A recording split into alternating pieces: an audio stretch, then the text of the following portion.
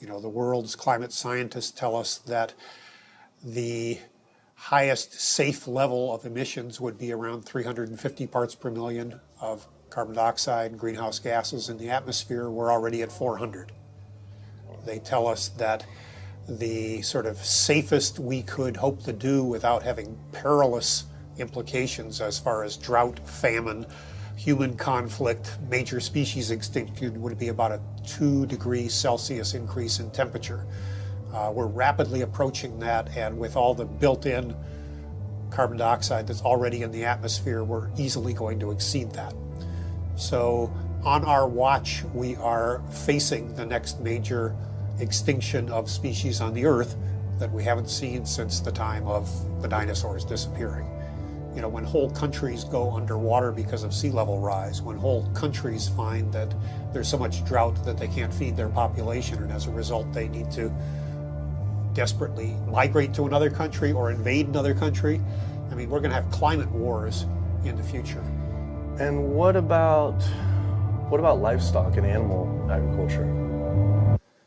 Well, what about it? I mean,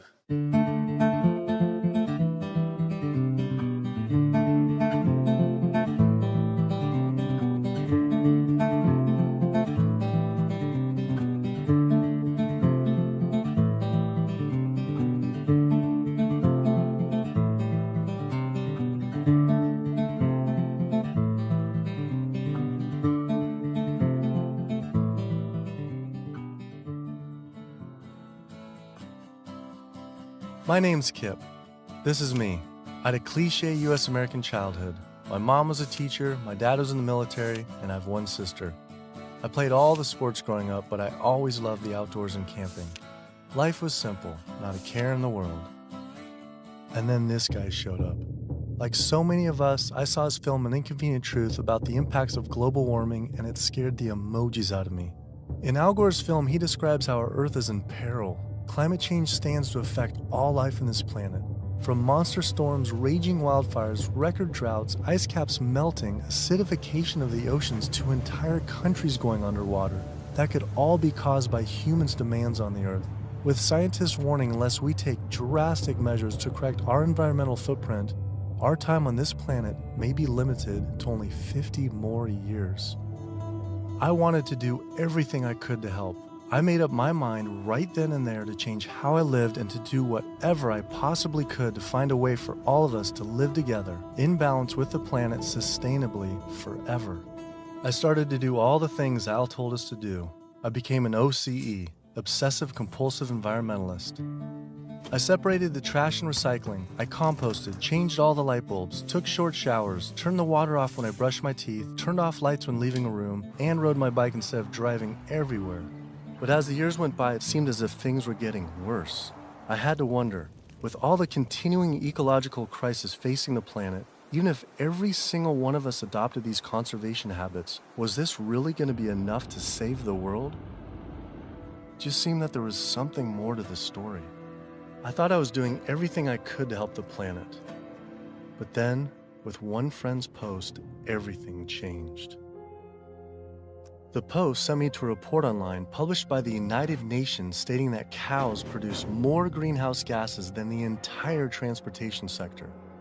This means that raising cattle produces more greenhouse gases than all cars, trucks, trains, boats, planes combined, 13% compared to 18% for livestock. This is because cows produce a substantial amount of methane from their digestive process. Methane gas from livestock is 25 to 100 times more destructive than carbon dioxide from vehicles. Here, I'd been riding my bike everywhere to help reduce emissions, but it turns out there's more to climate change than just fossil fuels. I started doing more research. The UN, along with other agencies, reported that not only did livestock play a major role in global warming, it is also the leading cause of resource consumption and environmental degradation destroying the planet today. How is it possible I wasn't aware of this? I thought this information would be plastered everywhere in the environmental community. I went to the nation's largest environmental organizations' websites, 350.org, Greenpeace, Sierra Club, Climate Reality, Rainforest Action Network, Amazon Watch, and was shocked to see they had virtually nothing on animal agriculture. What was going on? Why would they not have this information on there? It seemed the main focus for many of these groups was natural gas and oil production, with fracking being the latest hot issue due to water usage and contamination. Hydraulic fracturing for natural gas uses an incredible amount of water. A staggering 100 billion gallons of water is used every year in the United States. But when I compared this with animal agriculture, raising livestock just in the US consumes 34 trillion gallons of water. And it turns out the methane emissions from both industries are nearly equal. Living in California, a state plagued by drought and water shortages, water use is a major concern for many of us. The average Californian uses about 1,500 gallons per person per day. About half of that is related to the consumption of meat and dairy products. So meat and dairy products are incredibly water intensive, in part because the animals are using very water intensive grains. That's what they eat.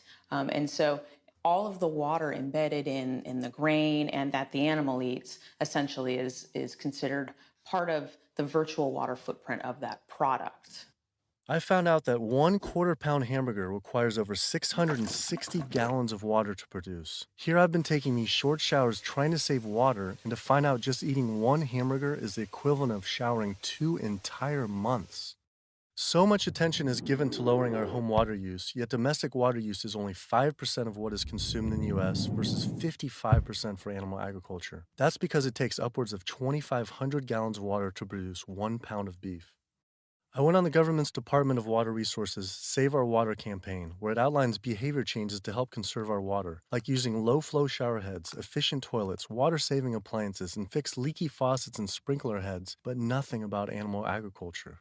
When I added up all the government's recommendations, I was saving 47 gallons a day. But still, that's not even close to the 660 gallons of water for just one burger.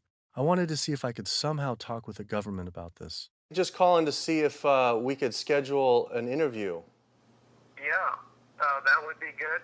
What does your schedule look like this afternoon or tomorrow afternoon? Tomorrow afternoon could be good.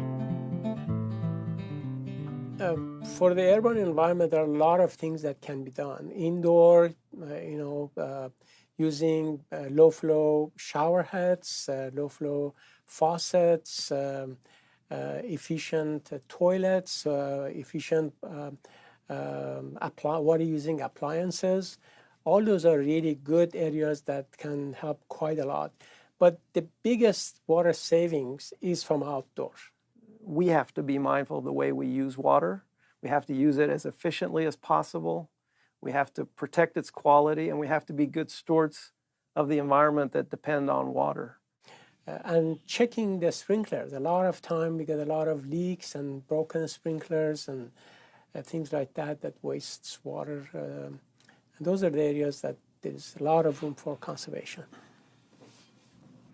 It kept on coming up. A lot was of animal agriculture. Can you comment on that at all, about how much that plays a role in water consumption and pollution?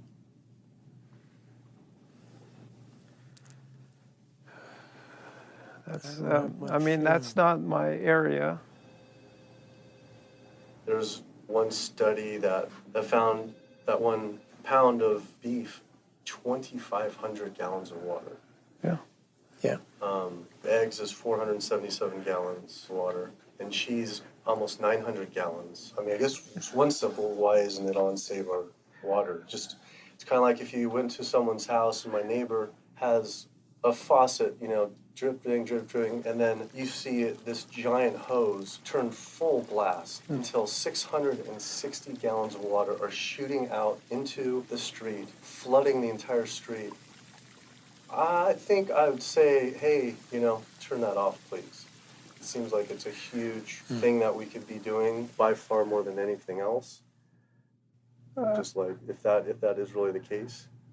I think that the water footprint of animal husbandry is greater than other activities. There's no ifs, and, or buts about it. That would be really powerful, just rather than waiting till we're in a drought. What do you think about just starting now, and whoever's in charge of the Save Our Water, hey, let's start encouraging people to eat less meat now, because these studies are coming out. I don't think that'll happen. Why? I don't think that'll happen. Why? Because of the way government is set up here. That's interesting, though. Why though?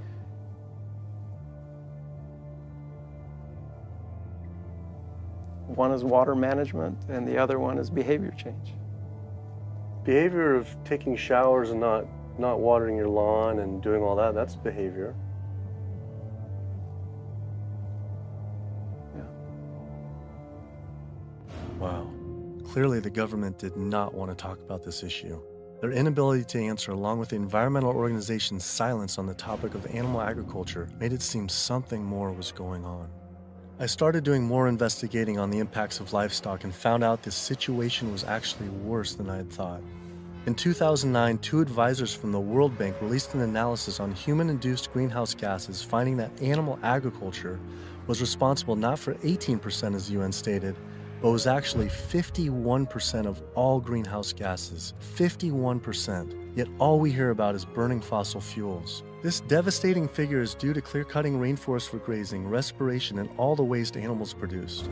This makes animal agriculture the #1 contributor to human-caused climate change.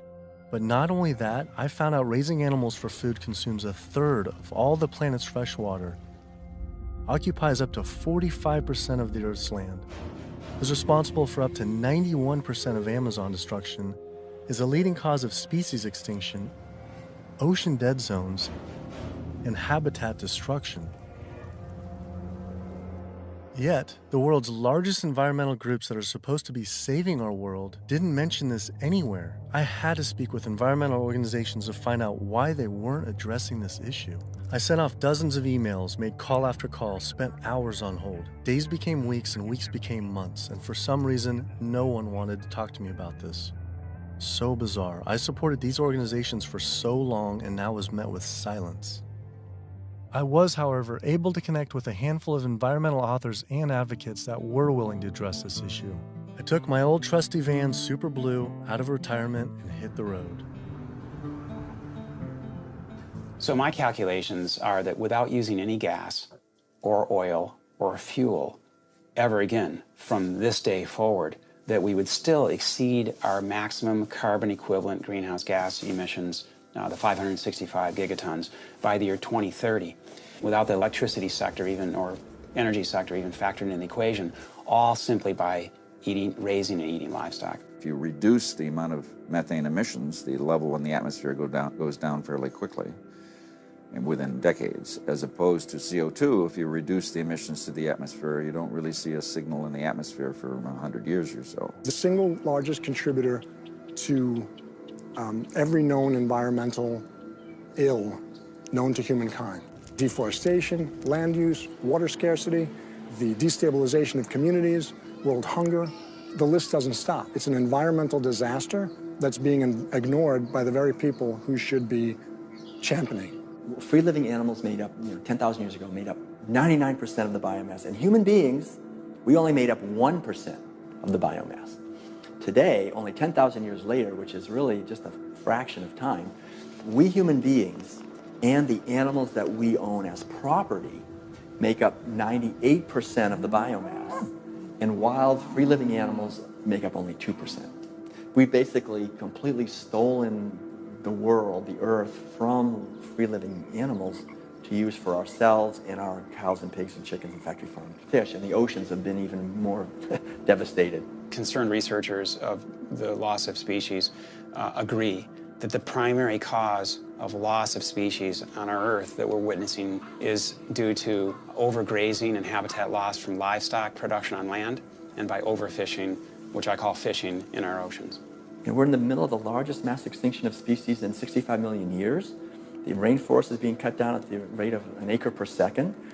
And the driving force behind all of this is animal agriculture, cutting down the forest to graze animals and to grow soybeans, genetically engineered soybeans to feed to the cows and pigs and chickens and factory farmed fish. 91% of the loss of rainforest in the Amazon area thus far to date, 91% that's been destroyed is due to raising livestock. The leading cause of environmental destruction is animal agriculture. I just couldn't understand why the world's largest environmental organizations were not addressing this when their entire mission is to help protect the environment. But that's the thing too, is they say, use less coal, ride your bike. What about, eat less meat? Yeah. I think they focus grouped it and it's a political loser. In terms of, because they're membership organizations, a lot of them. They're looking to maximize the number of people making contributions, and if they get identified as being anti-meat or challenging people on their everyday habits, that's something that's so dear to people that it will hurt with their fundraising. They do not want to address the primary driving cause of environmental devastation, which is animal agriculture, because they're businesses and they want to make sure that they have a reliable source of funding. I went invited to a meeting with Al Gore and some years ago now, and made these methane arguments, and he was really pushed back. And that's just his argument. It's hard enough to get people to think about CO2. Don't confuse them. I think that the problem with a lot of organizations that are focused and have a laser focus don't go off message because they don't want to piss off another whole group of people that will make their lives difficult. If you listen to the majority of the major environmental organizations, they're not telling you to do much besides live your life the way you've been living it, but change your light bulb from time to time, drive less, use less plastic, recycle more. It's better for their fundraising and better for their profile to create a victim and perpetrator sort of plot line. It's like when we talk about the fact that when we have a dysfunctional family and the father is an alcoholic, that's the one thing no one talks about. Everybody goes around that, and yet it's the one thing that's causing the devastation in the relationships in the family, because no one wants to talk about it. How could these organizations not know? I mean, the issue is right in front of them. It's unmistakable at this point. And just like these organizations, they're falling over themselves to show the general public that climate change is human-caused. And in doing so, they completely fail to see what's right in front of them, that animal agriculture, raising and killing animals for food, is really what's killing the planet. That was it. No more emails, no more phone calls. I had enough. I realized if I wanted answers, I would have to go to these organizations' headquarters in person. Hi, how's it going? We're doing a full-length feature documentary, and it's on sustainability and animal agriculture plays a role. And we're seeing if we can talk to David Barr. David Barr? Yeah. Okay. Did you have an appointment with him? We've been trying for like almost 2 months, and we haven't even had one receptive email or anything. So we're seeing if we can just set something up. Let me just go. They sent out their PR person instead. She refused to be filmed and told us to turn off the camera, but promised someone from their rainforest, ocean, and climate change departments would all speak with us, finally. Next stop was to give Sierra Club a visit.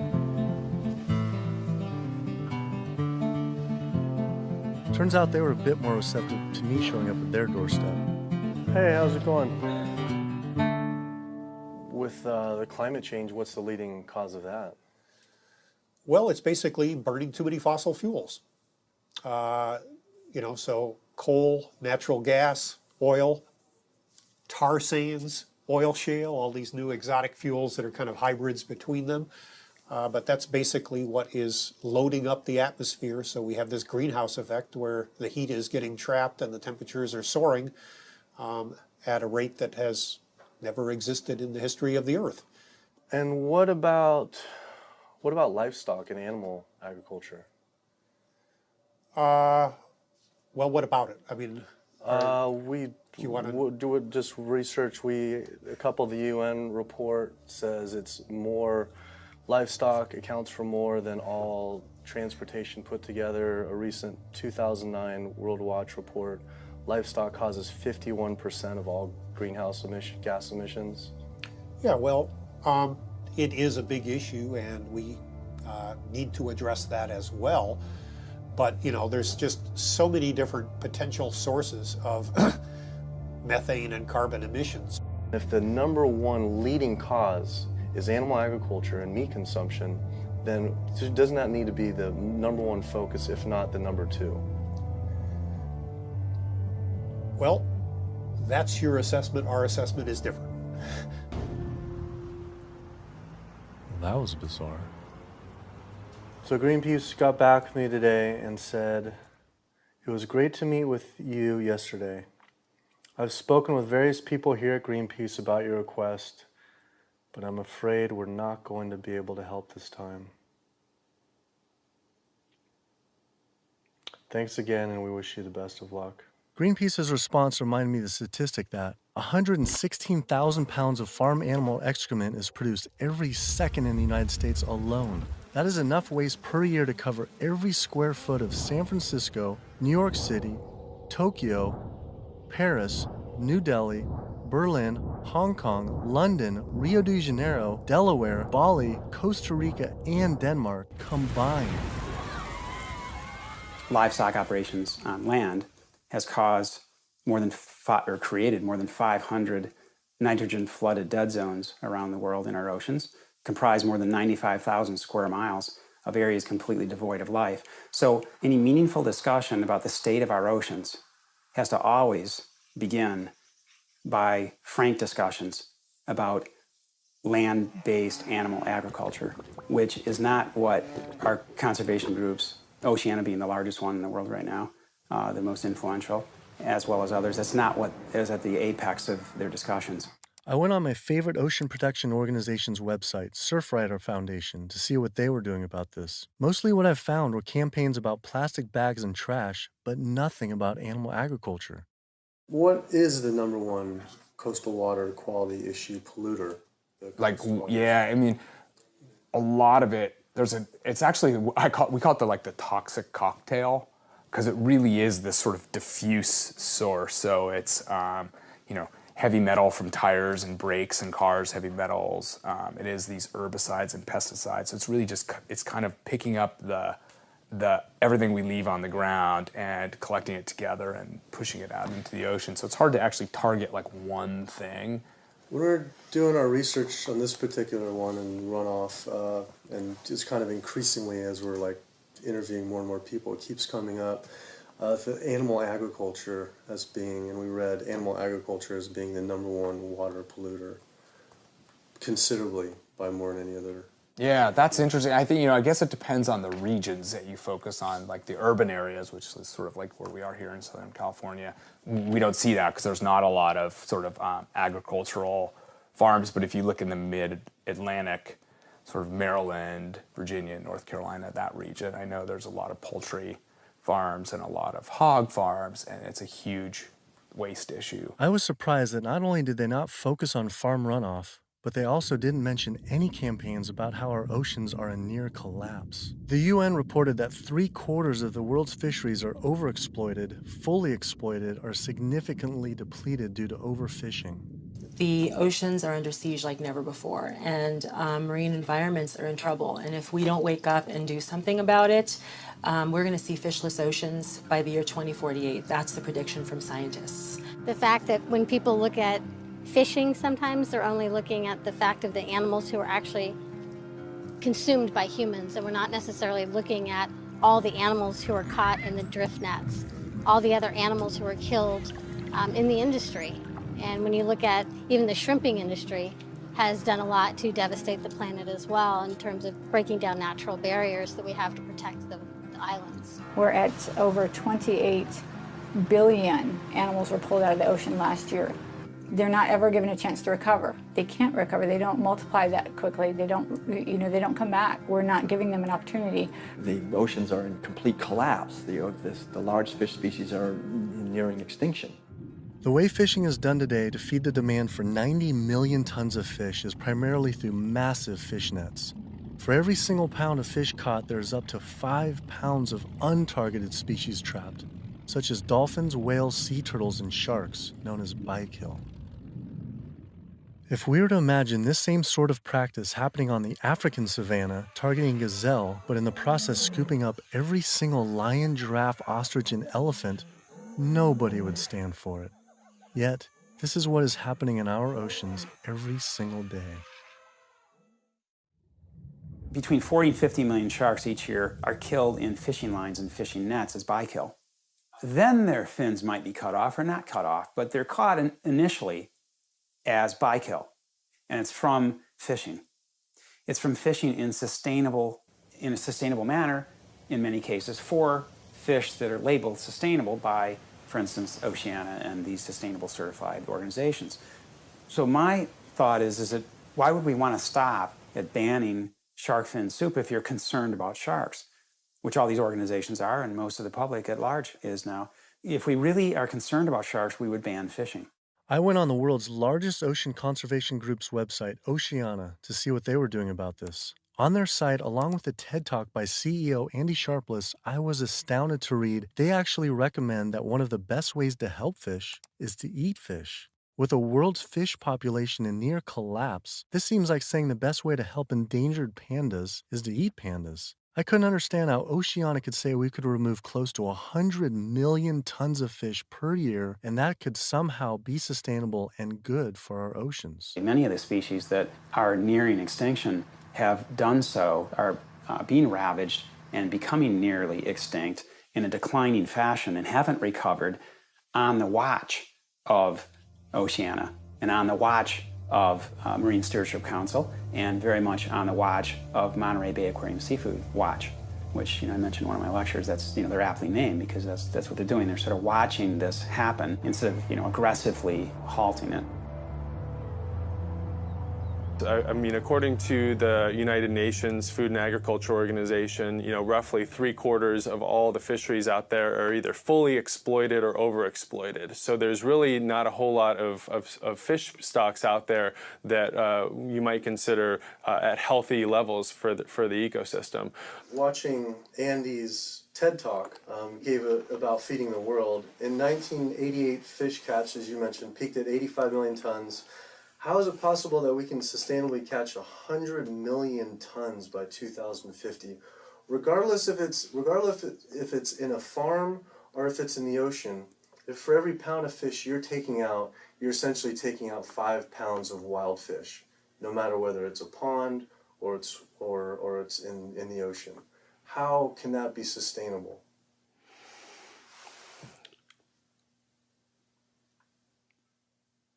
The ultimate question, right, is that there is a tremendous amount of natural production that is basically coming out of the oceans all the time. So we have a massive amount of upwelling from our ocean conveyor belt that's bringing up ancient 1,000-year-old nutrients, and our ecosystems are turning that into fish. Yes, they're eating each other, and you're losing some of that production every step up in the food chain, but you get more every year. You can fish and take some out, and next year there will be more. And if we do that right without ultimately hitting the fundamental driver, it's sort of like living off the interest, right? As long as you don't bring your principal down, right, if you're investing in something, as long as you're not hitting into that principal and your principal remains high, you could potentially live off the interest forever. And that's the basic idea with fish. With our population right now, what we're doing is if it's 75% depleted, the fishery is now depleted. And it's a good analogy with money. We're not living off our interest. We're in extreme debt. And if our population who's trying to live as a family on the same amount of money, and it's increasing 35% to 9 billion people, right? Isn't it just, hey, we got to stop spending money? Yeah. We need to stop eating fish. Well, if you could bring the principle back. Fishing of any type is depleting not only the species, but you get into this serial depletion where one fish species will be minimized and the fishing industry for that fishery will move on to the next species. And it's called serial depletion, aptly named. And in the process, so the fish are being lost, not only the species is being lost, but the next in line is being lost, and then the mechanism is still extremely destructive. So they're losing the fish species, but it needs to be kept in mind they're also destroying habitat. I think they came up with this term, sustainable fishing, to make ourselves feel good about eating fish and continuing to take fish out of the oceans, when in fact, really, it's Sea Shepherd's position that there is no such thing as sustainable fishing. Seafood is not a protein source for a sustainable protein source for the feeding of the planet, of the people on the planet. It's just not. People don't want to hear it because that makes them feel like they have to take action. They have to stop doing something, and a lot of people don't want to, and people don't want to, they don't want to put it out there because it's uncomfortable. They don't want to propose to tell people what to do, but we're at a point where we all have to be cognizant and we have to realize and we have to take an action. Our founder, Captain Watson, likes to say, if the oceans die, we die. That's not a tagline, that's the truth. Perhaps the only other ecosystem that is being destroyed at such a rapid rate are the world's rainforests. Our global rainforests are essentially the planet's lungs. They breathe in CO2 and exhale oxygen. An acre of rainforest is cleared every second, and the leading cause is to graze animals and grow their feed crops. That is essentially an entire football field cleared every single second. And it is estimated that every day, close to 100 plant, animal, and insect species are lost due to rainforest destruction.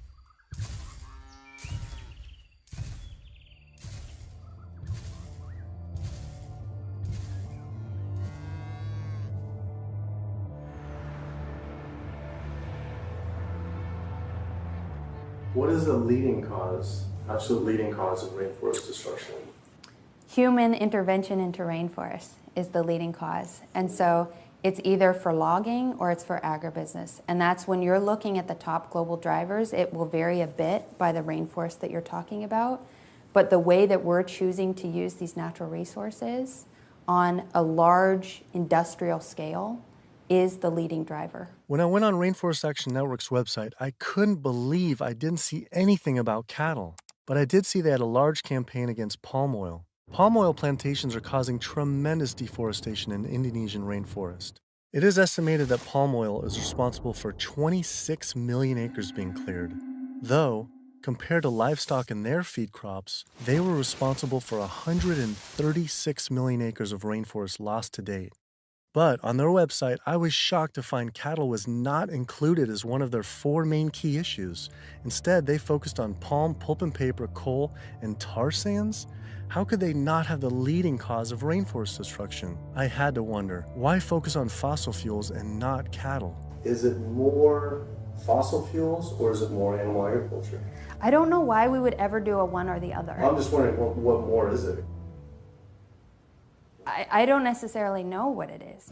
Could the executive director of one of the world's largest rainforest protection groups honestly not know what was going on? Or even worse, were they hiding it on purpose? And if so, why? I immediately went to Amazon Watch to see if they would say what the leading cause of rainforest destruction truly is. The most biologically and culturally diverse place on the planet is under massive attack right now. The Amazon rainforest itself could be gone in the matter of the next 10 years.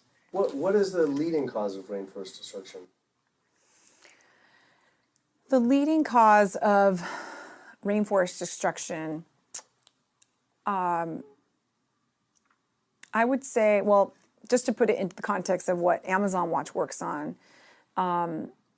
there's many drivers of deforestation, as we call them. Many different reasons and ways that the rainforests are destroyed. The ones that cause the most damage and are the most widespread are mega projects, such as oil and gas pipelines, such as mining projects, such as mega dam projects. We're not talking about... I felt like I was going in circles with all these groups, as if I were stuck in some strange Cowspiracy twilight zone where no one could talk about cows. I couldn't believe these organizations just wouldn't say what the leading cause of rainforest destruction truly is. I had to ask one more time. It's hard to say what is a leading cause of deforestation of the Amazon because they're all destructive: oil and gas, mining, dams, agriculture. But in terms of land use, in terms of the amount of land that is destroyed by when we talk about, in comparison, all those different causes of deforestation, what is causing the most trees to fall, for example, I think it would definitely be agriculture.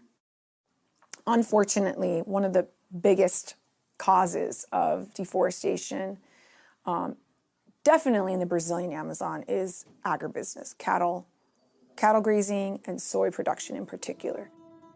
This is really what's going on. Why do you think that's like no Greenpeace or no one's really saying the whole story?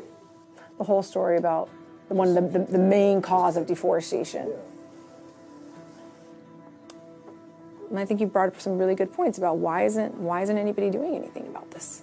And I think in Brazil in particular, I think when we look at what happened after the Forest Code was passed, and people who were standing up against the lobbyists and the interests, the special interests, the cattle industry, the agribusiness industry, what was happening to them? A lot of people who were speaking out got killed. And if you look at, say Carlos, you look at Claudio, there's people who are putting themselves out there and saying, cattle ranching, is destroying the Amazon. A lot of those people who are really putting themselves out there, and look at Dorothy Stang, the nun who lived out in Pará, who was killed. A lot of people will speak up.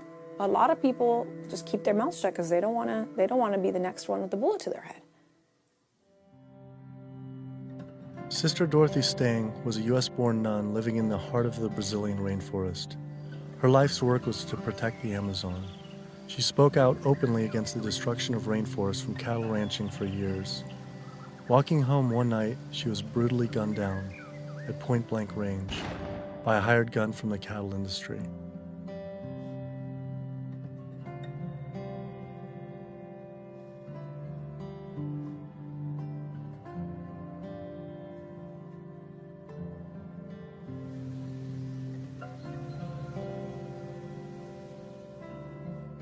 After Greenpeace's initial denial for an interview, I wrote again, begging they reconsider. Greenpeace got back again and said again, I'm afraid we've explored the options here in terms of helping you and are not going to be able to be involved this time. You mentioned you were also speaking to Oceana. I'm sure they'll be able to give you some great quotes about ocean-related issues. Thanks again for thinking of us. Unbelievable. With Greenpeace unwilling to be interviewed, I had to find a different avenue for answers. There's something really fishy going on over there. Fortunately, I found a former Greenpeace board of director who now speaks openly about the industry. Environmental organizations, like other organizations, are not telling you the truth about what the world needs from us as a species. It's so frustrating when the information is right before their eyes. It's documented in peer-reviewed papers and journals. It's there for everybody to see, but the environmental organizations are refusing to act. Nowhere do you find in their policies, and nowhere do you find in the Greenpeace mission that diet is important, that animal agriculture is the problem. They are refusing, like other environmental organizations, to look at the issue. The environmental community is failing us, and they're failing ecosystems. And it's so frustrating to see them do this. NRDC, the Earth's best defense. All right, so here they actually do have a few things on animal agriculture. The leading cause of environmental degradation is too much pollution and too many engines churning too fast in too many places around the globe. Lately, in 2009, a World Watch report that livestock causes 51% of greenhouse gas emissions, and transportation is around 13%, and then the low end, the UN was around 18 to 30, which is more than all transportation, all put together. Internationally or nationally? Yeah, I think energy production and transportation are still major sources. So I think I guess I'm not going to comment on that because I'm not familiar with those numbers. So it's don't quote me on this, but that's cow farts. That's what I think what that is. I think that's cow farts.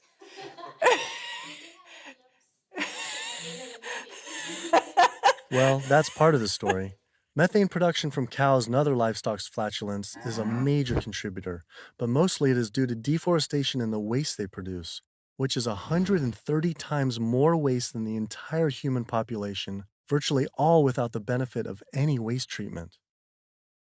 NRDC absolutely, as I said, has a big food program. In fact, we just, every year we do the Growing Green Awards, and we recognize food innovators. And this last year, one of the awardees was a sustainable pork producer, actually, that doesn't use any antibiotics, and also the antibiotic use that industrial food production in the United States uses right now. Is, we're giving the majority of antibiotics in the United States are administered to healthy livestock.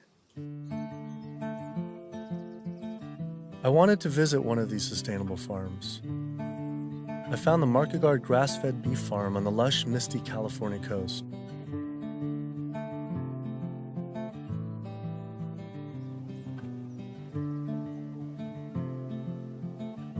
I met Eric and Donegal Markegard and their 4 children. Leah and Larry are usually up at 6 and out, milking the cows, slopping the hogs.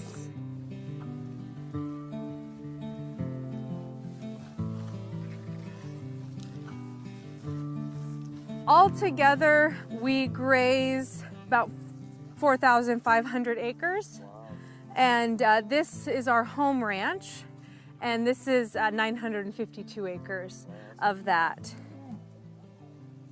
On average, it's about 1 cow or a cow and a calf per every 10 acres. We would produce annually roughly 80,000 pounds of finished plate-ready meat.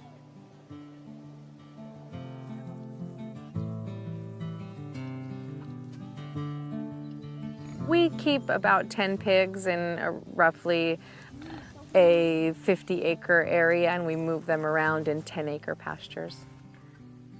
Some people think that pigs are dirty and gross, but I really like them. They know people, and they'll be friends and really nice. And they could be like your best friend, or could be like your sister. See? They know you when you get to know them. I mean, I shouldn't be bonding, but you have to have nice pigs. Why shouldn't you bond with them? Well, because they're gonna turn into bacon. Oh. But these pigs are about 7 months old now. So these bigger ones are getting ready to be killed. Those 2 smaller ones there, they could grow up a few more months. I love animals, and that's why I'm in the meat business. It's what more of society needs to see, is that packaged piece of meat is a living animal, living and breathing creature that, yeah, it's hard. It's hard. But like what Donegal said earlier, we do it because we love them. With the land use, there's anywhere between, with industrial, as low as 2 to 2.5 acres per cow, all the way up to some, depending, it's not as lush as this, up to 35 acres. Yeah, we have a ranch in South Dakota that's 50 acres. 50 acres per. Yeah, it's about 50 acres, yeah. And why is that? Same thing, it was just farmed and robbed of all the nitrogen, the land was abused. It's also seasonal, right? It's also seasonal. Is it possible, and is it practical for the whole world to, say, have grass-fed cattle? And like, say, Brazil, where, 80%, supposedly 80% of the rainforest was destroyed for cattle. What are your thoughts on that? They shouldn't be eating beef. If their environment wasn't designed to raise beef, then they shouldn't be eating it. Yeah. How do you offset the carbon footprint of livestock?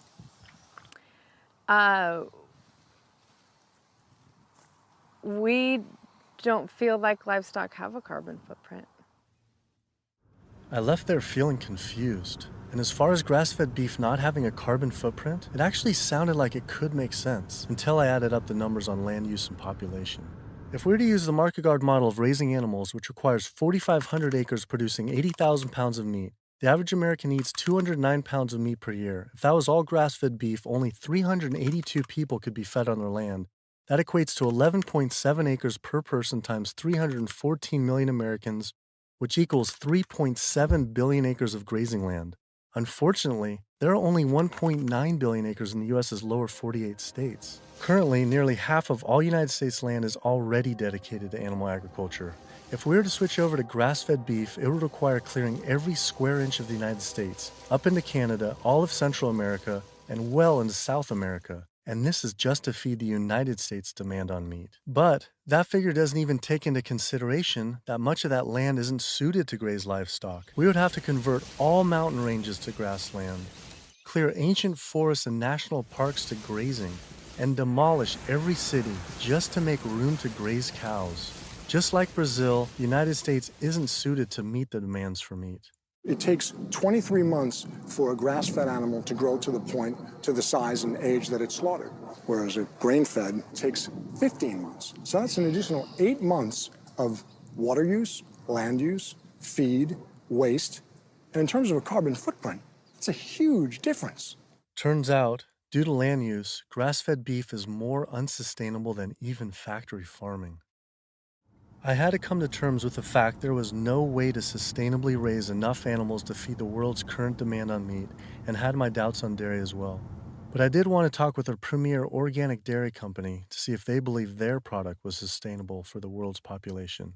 It requires a lot of inputs to produce milk. The feed, the water, the land, it does. And it may not be practical to expect that there can be enough dairy production produced in a sustainable way to feed the entire world. I just don't think that that's necessarily a given. I think it's maybe too much to expect that the world can be fed with dairy in a sustainable way. I don't know the answer, but common sense would say that's a long shot. I was shocked to hear such an honest answer. If this is what the dairy's CEO would say, I wonder what the farmer would claim. Based on their marketing, it seemed their farms were an oasis for cows.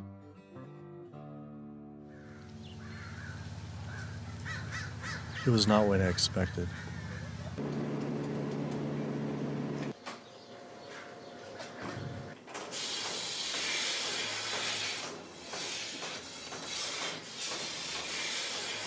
Typically, a cow will eat 140 to 150 pounds of feed a day.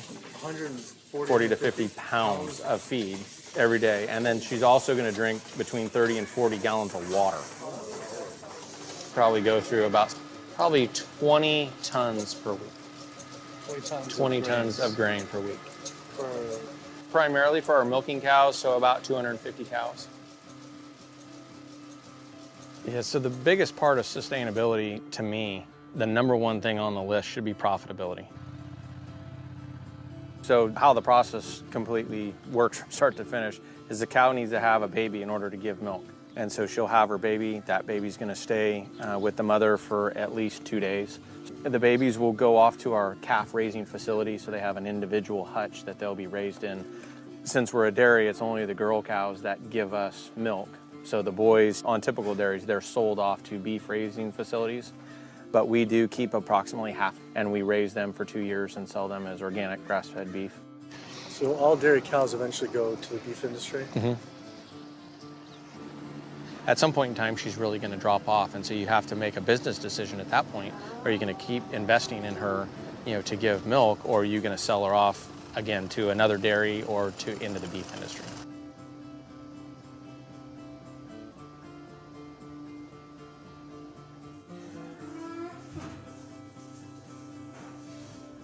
There's very few places on this planet that have this type of environment. But the demand on dairy-based protein in the world is only going to increase. And there's not enough land on the planet to do this type of dairying around the world. It's just the environment is not going to be that way. The land's not there. So I guess on a global scale, a conclusion would be dairy is not sustainable? Unless we start digging up houses and putting pastures back. And the only way to start digging up houses and development is to have less people. We only know that population is going to continue to grow. So that means more commercial dairying, I'm sure. Either that or some lower demand by the people. Yeah, or some other product's going to take its place. I mean, we see there's all sorts of soy milks and almond milk and a lot of other products that are coming out, and different blends. Where you take juices and proteins, and I think you'll see a lot more of that. He was right. How could cow's milk be sustainable? For when 1 gallon of milk, it takes upwards of 1,000 gallons of water to produce. Doing research on grass-fed livestock, I kept coming across the work of Alan Savory. Almost a third of the planet's land is becoming desert, with the vast majority due to livestock grazing.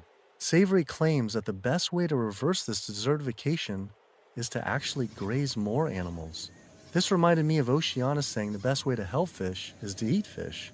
This is the same man, during the 1950s, working as a research officer for the game department of what is now Zimbabwe, came up with a theory, in spite of scientific evidence, that actually elephants were the cause of desertification there. And his solution was convincing the government to kill 40,000 elephants. Yet, after 14 years of relentless slaughter, the conditions only got worse. His theory was wrong. The culling finally ended, but not until tens of thousands of elephants and their families were killed. This is not someone I would ever take ecological advice from.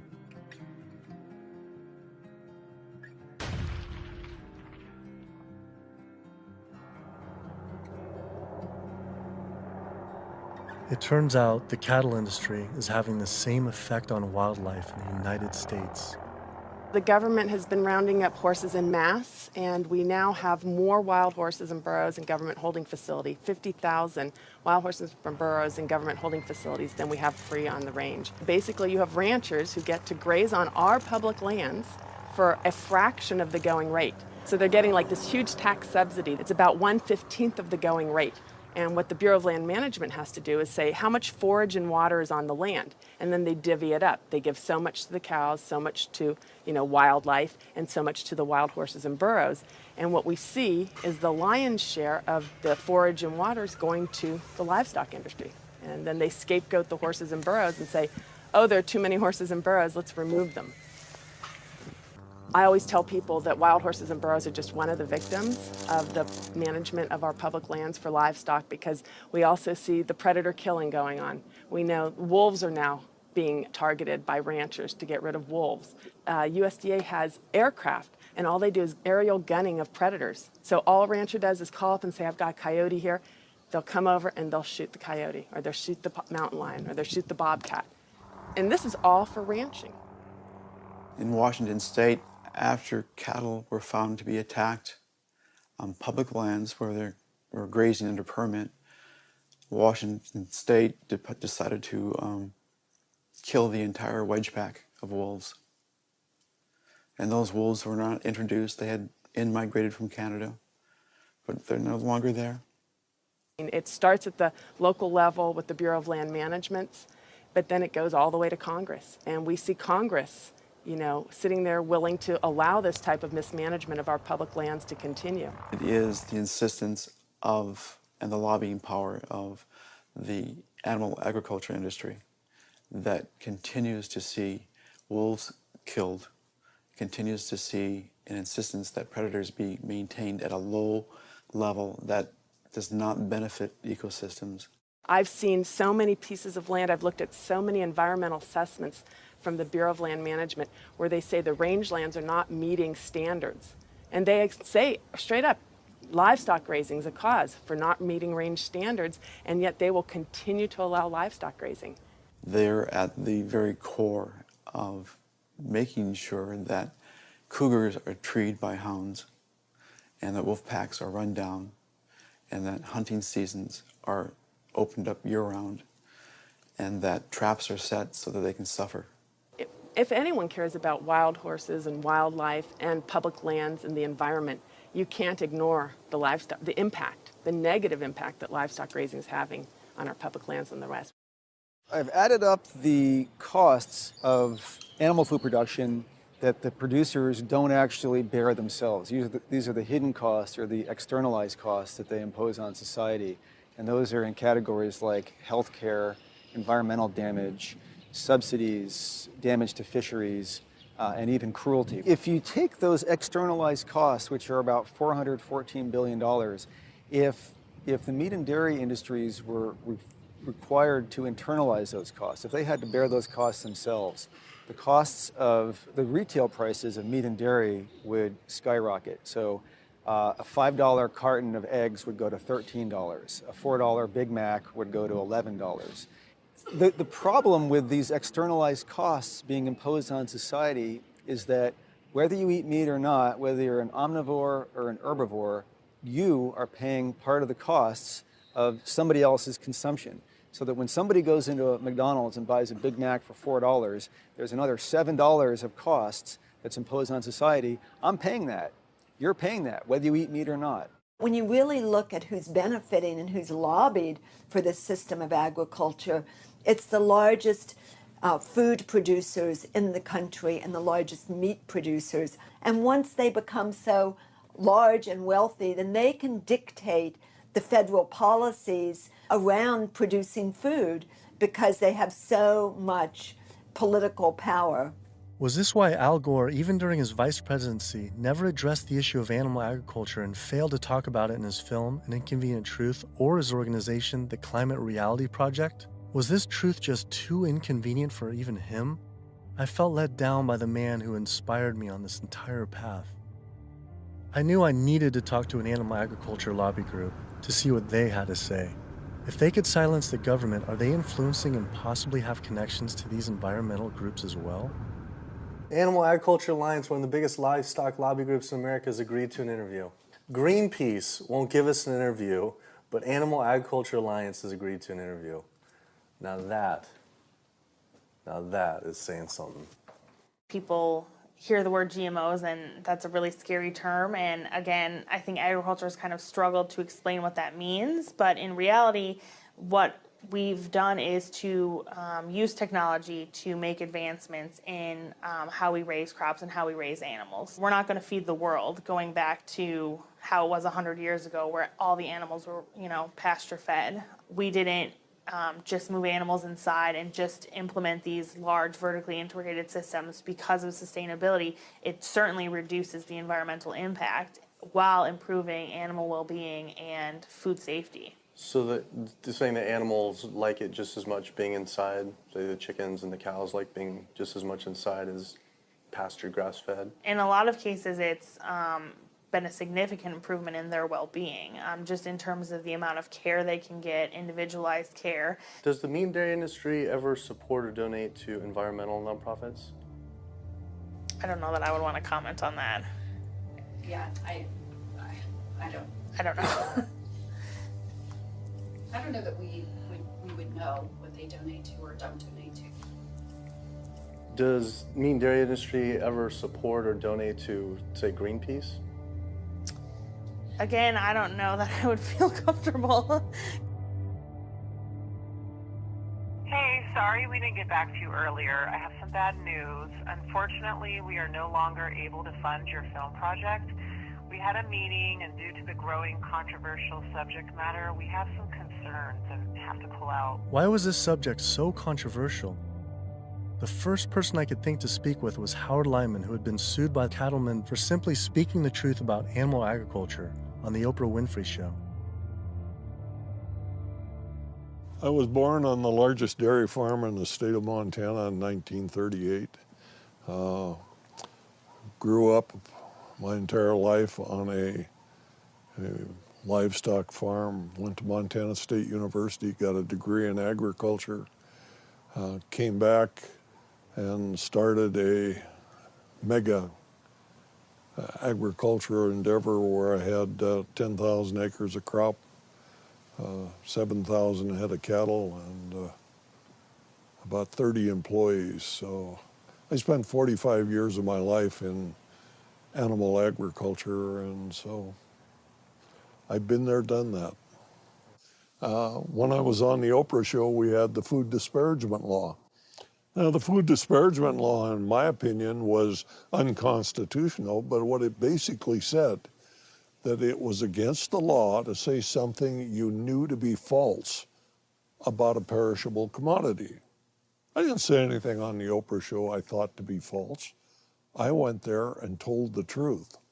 Now, it took 5 years and hundreds of thousands of dollars to end up extricating myself from the suits from the cattle industry. But if I was to go on the Oprah show today, say exactly the same thing today that I said back then, I would be guilty. And for me, when they were talking about the food disparagement law, it was the fact of whether I told the truth or not. You can go today and tell the truth, and you will be guilty, because if you cause a disruption in the profits of the animal industry, you're guilty under the Patriot Act. Do you think there should be any concern of us making this documentary? Of course. If you don't realize right now that you're putting your neck on the chopping block, you know, you better take that camera and throw it away. The animal agriculture industry is one of the most powerful industries on the planet. I think most people in this country are aware of the influence of money and industry on politics, and we really see that clearly on display with this industry in particular. Most people would be shocked to learn that animal rights and environmental activists are the #1 domestic terrorism threat, according to the FBI. And why is that? It's a difficult question to answer, why these groups are at the top of the FBI's priorities. I think a big part of it is that they, more than really any other social movements today, are directly threatening corporate profits. You know, when we try to find out how factory farms and how animal agriculture is polluting the environment, they try to claim exemptions to that information, either under national security terms or public safety, trademark issues, business. It's a business secret. We've seen all these attempts to keep people in the dark about what they're actually doing. You know, one of the largest industries on the planet with the biggest environmental impact, trying to keep us in the dark about how it's operating. Through the Freedom of Information Act, we obtained documents from the Counterterrorism Unit that show they were monitoring my lectures, media interviews like this one, my website, my book. Are we at risk filming this and showing it? You're going up against people that have massive legal resources. I mean, it's just overwhelming, the amount of money at their disposal, and you have nothing. And I think that fear is a big part of the tactic as well. Will was right. I was scared. When I learned about the activists being killed in Brazil, I was disturbed, but I felt removed. But to learn about American activists and journalists being targeted by the industry and FBI, my funding being dropped, I was genuinely worried and it hit close to home. Was this why no one was willing to talk about the issue? I decided to take precautionary measures with all the footage I shot.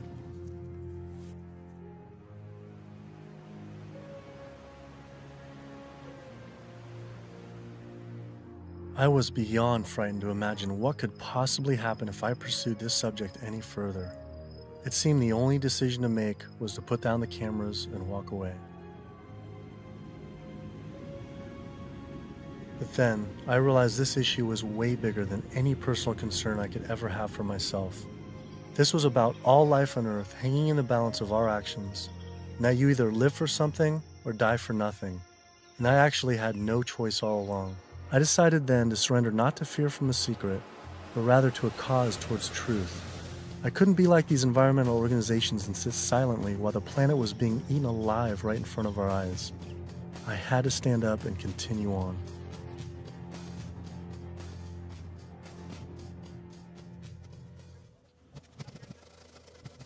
Some people would say the problem isn't really animal agriculture, but actually human overpopulation.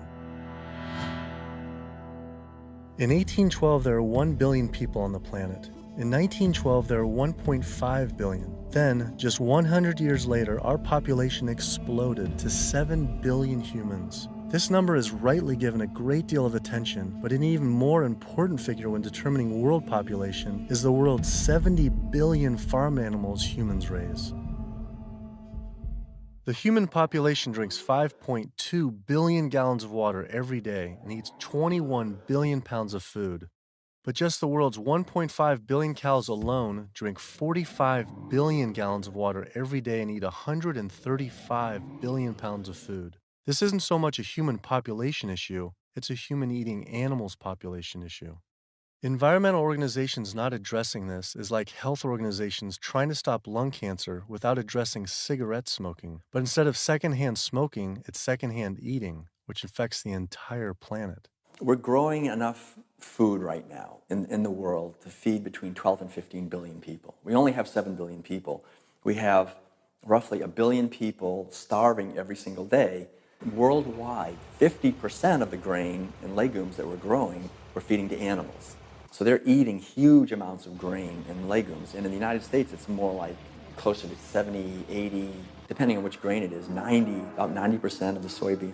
82% of the world's starving children live in countries where food is fed to animals in the livestock systems that are then killed and eaten by more well-off individuals in developed countries such as the US, UK, and in Europe. The fact of it is that we could feed every human being on the planet today an adequate diet if we did no more than take the feed that we are feeding to animals and actually turn it into food for humans. And so somebody trying to justify GMOs, that's like trying to give a drowning man a drink of water. You can produce, on average, 15 times more protein from plant-based sources than from meat on any given area of land, whether it's using the same type of land, whether it's a very fertile area in one area of the world or it's an area that's depleted. If we would reduce the amount of meat we're eating and dairy and eggs, we could allow all these monocropped fields of genetically engineered corn and soybeans to revert back to forest again, to be habitat for animals. You know, anytime somebody tells you that we can't grow food for humans on the land that we're growing feed for animals, this is somebody that is smoking the #1 crop out of California. The fact of it is, if you can grow corn to stuff down the throat of an animal, you can actually grow corn and feed it to a human.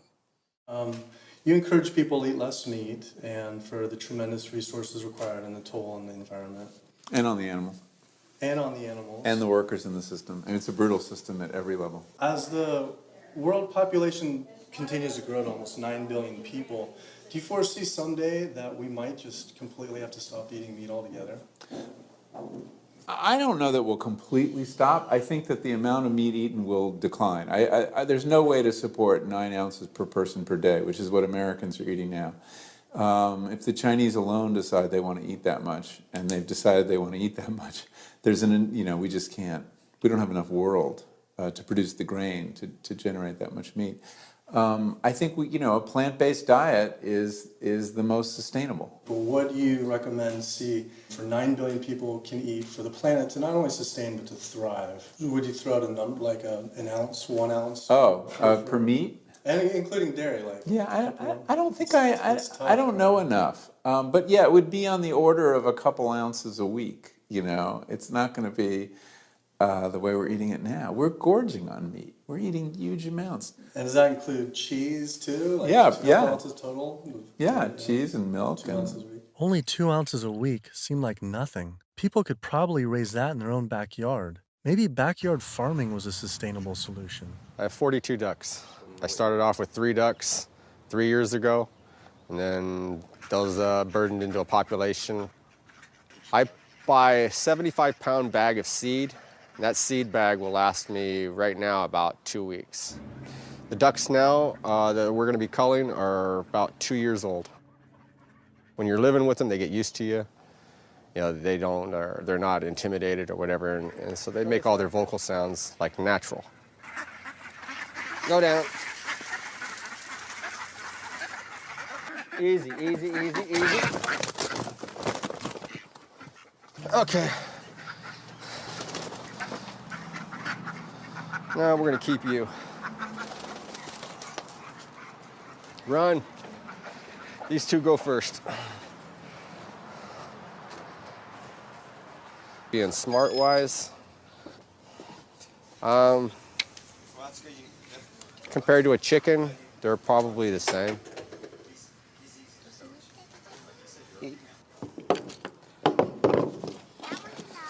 Yeah, he is. Alrighty. Okay. Right there.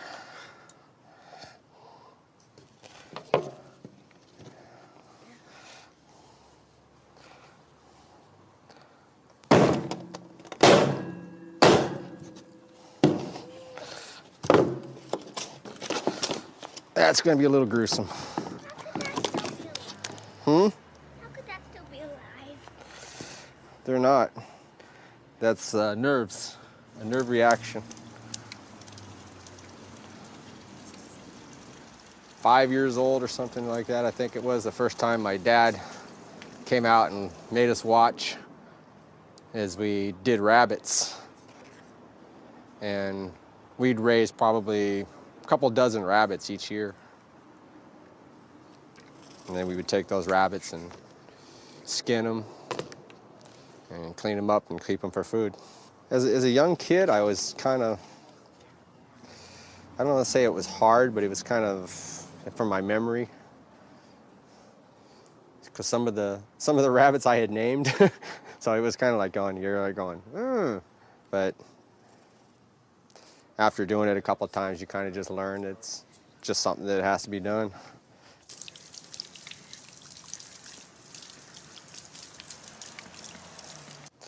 Not the fingers. I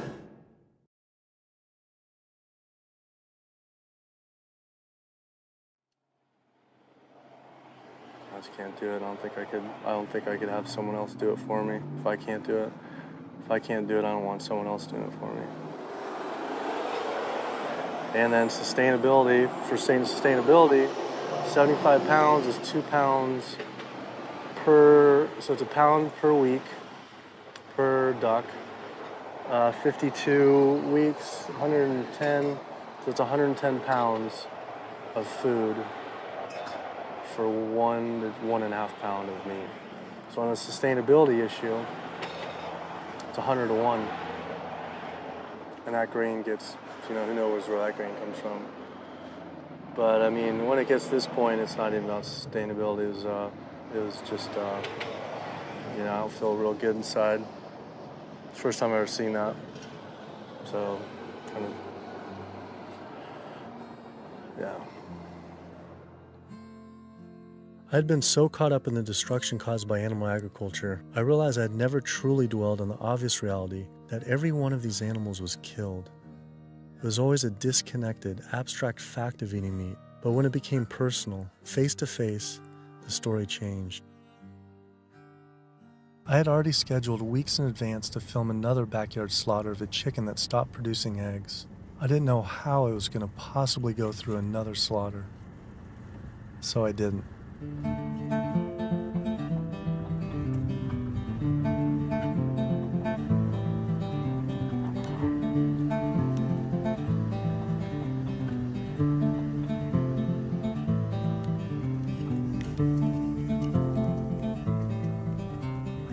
Animal Place is a farm animal sanctuary in Northern California that focuses on rescuing animals from the animal agriculture industry. A lot of people don't realize that meat breed chickens, like this guy behind us, they're generally slaughtered at about 42 days old, whereas chickens that are bred for egg production are killed when their productivity starts to decrease, when they start laying less eggs. And that generally happens about 18 months to 20 months. It doesn't matter if you buy caged eggs, eggs from hens on cage-free farms or free-range farms or pasture-based farms. Hi, Carol. It doesn't matter. It turns out there's a successful movement of sustainable animal alternative food producers based right here in California, funded by big names like Bill Gates and Biz Stone. When you imagine all those egg-laying hens eating all that soy and all that corn, you have an energy conversion ratio at about 38 to 1. Whereas alternatively, you can find plants. And you can grow those plants and you can convert those plants into food.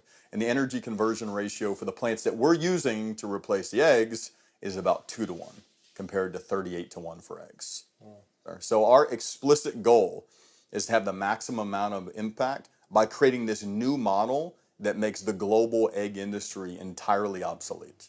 We're making the Omega products and proving that we can make better tasting food that's great for you, and it takes 1/20th of the land and resources that dairy do. If I could tell you that you could have the fiber structure of meat, the satiating bite of meat, the protein, and all the nutritional benefits of meat without actually having animal protein itself, and by doing that, you could address climate change, you could address the human health epidemics that we're seeing, you could address animal welfare, and you could address natural resource conservation, would you make the change?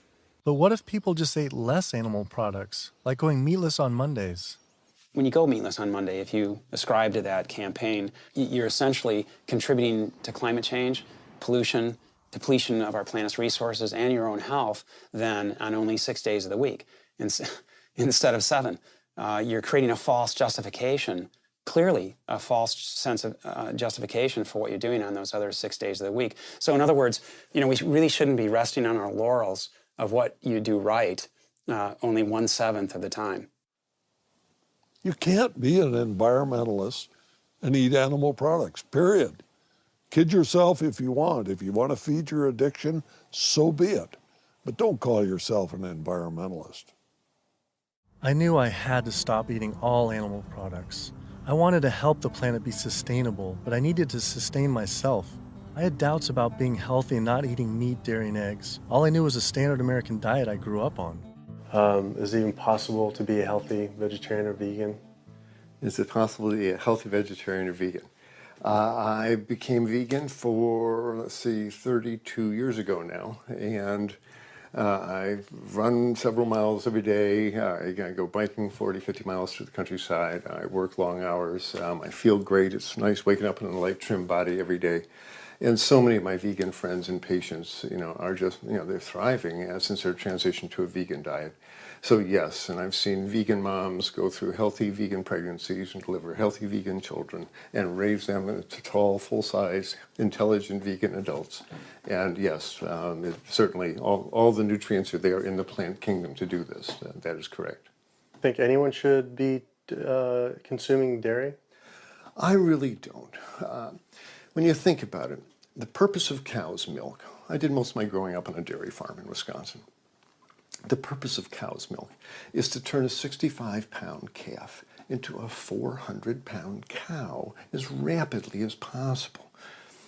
Cow's milk is baby calf growth fluid. That's what the stuff is. Everything in that white liquid, the hormones, the lipids, the proteins, the sodium, the growth factors, the IGF, every one of those is meant to blow that calf up to a great big cow, or it wouldn't be there.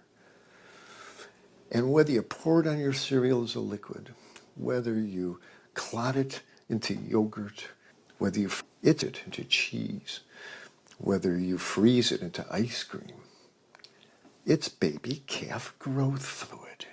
And women eat it, and it stimulates their tissues, and it gives women breast lumps. It makes the uterus get big, and they get fibroids, and they bleed, and they get hysterectomies, and they need mammograms, and gives guys man boobs.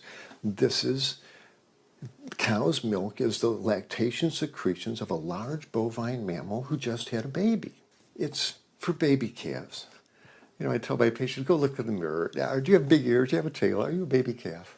If you're not, don't be eating baby calf growth fluid in any level. There's nothing in it people need. It was a relief to hear I didn't have to eat any animal products to be healthy and even thrive. But I still thought you needed animal manure to grow organic agriculture. It turns out there's an entire movement with people growing food without any animal inputs. I visited Earthworks Urban Farm in Detroit, where they are working with and growing food for the low-income community. We tend to see ourselves as individuals in a bubble, and forget that we inhabit this land and this earth with other creatures. And so we have to learn how to share more, I guess. Jaws here is working on his garden.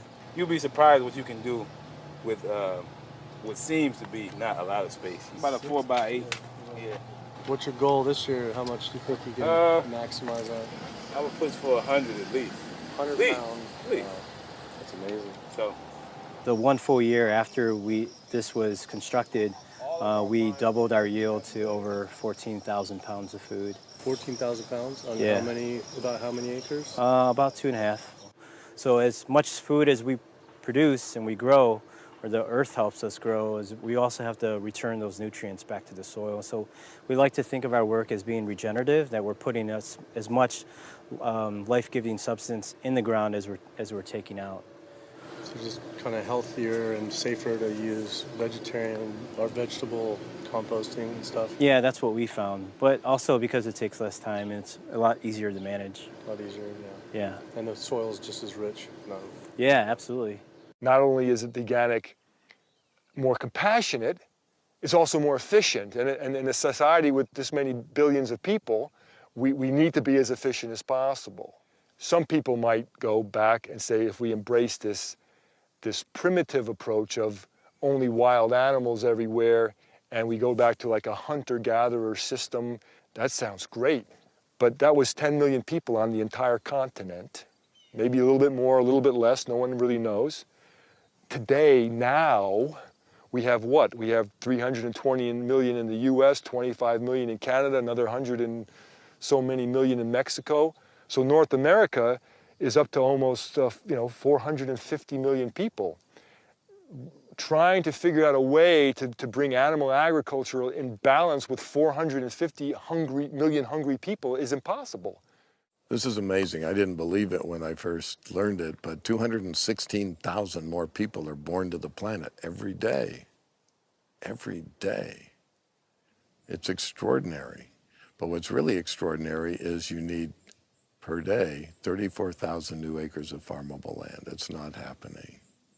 To feed a person on an all-plant-based vegan diet for a year requires just 1/6 of an acre of land. To feed that same person on a vegetarian diet that includes eggs and dairy requires 3 times as much land.